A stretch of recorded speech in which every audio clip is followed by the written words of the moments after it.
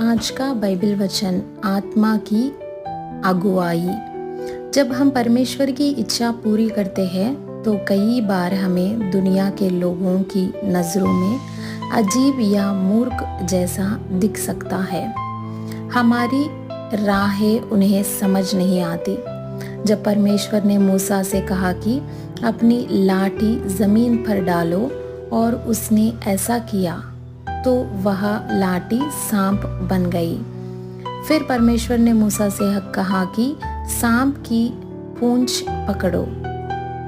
सामान्य ज्ञान के अनुसार कोई भी व्यक्ति सांप की पूंछ नहीं पकड़ेगा क्योंकि वह पलट कर काट सकता है।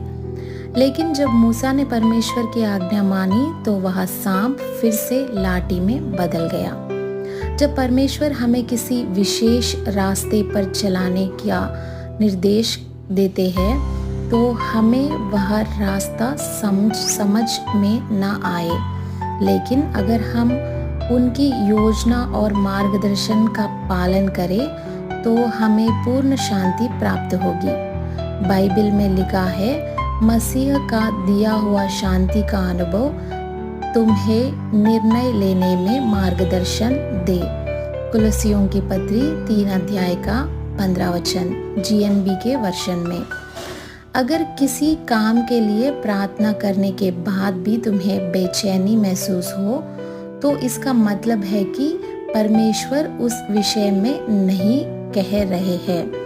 लेकिन यदि तुम्हारे दिल में सच्ची शांति हो तो समझो कि परमेश्वर तुम्हें उस रास्ते पर ले जा रहे हैं। जब तुम्हारा मन परमेश्वर के प्रति सही होता है तो प्रार्थना के दौरान तुम्हें स्पष्ट रूप से समझ में आ जाएगा कि परमेश्वर नहीं, रुको या हाँ कह रहे हैं। शांति शब्द का अर्थ ग्रीक भाषा में एक न्याय दिशा अंपायर के रूप में भी लिया गया है।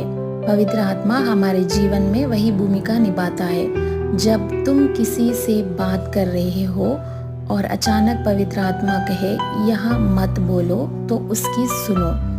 जब तुम किसी के बारे में गलत सोच रहे हो और पवित्र आत्मा कहे रुको यहाँ सही नहीं है तो उसे मान लो। कई बार तुम किसी व्यक्ति से मिलने का विचार करते हो लेकिन पवित्र आत्मा कहता है नहीं मत जाओ। अगर तुम्हारा विवेक जीवित और जागरूक है तो तुम पवित्र आत्मा के निर्देशों को महसूस करोगे। लेकिन यदि तुम्हारा मन कठोर हो गया है तो तुम उसकी चेतावनी को नज़रअंदाज कर सकते हो।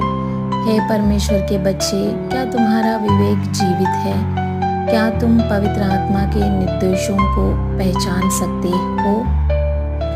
इस वीडियो के पूरी स्क्रिप्ट चाहिए तो इस वीडियो के विवरण को देखें।